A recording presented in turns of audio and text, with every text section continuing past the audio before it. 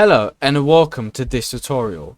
In this video I'm going to show you how you can increase chemistry in FIFA Mobile. So you're going to go into the My Team section, and the way to increase chemistry is quite simple. Now chemistry, you might not see it, but there is actually a chemistry system into this game. One of the few ways which you can increase chemistry, which is quite self-explanatory, is by having each player in their required position. Now of course I'm losing chemistry because, for example, Bernardo is in the right back position while he's a left back, and also the fact that Brozovic is into a central midfield position and not a central defensive midfield.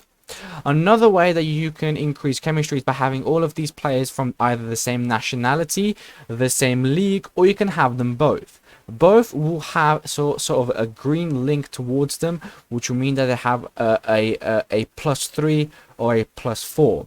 As you can see here, because Chiquinho and Meyer are from the Champions League, but they also have the same type of card, Meyer is going to get a +3. But that's also because of the skill boost and also because of his training level. Thank you so much for watching. If you enjoyed, please like and subscribe, and I'll see you soon.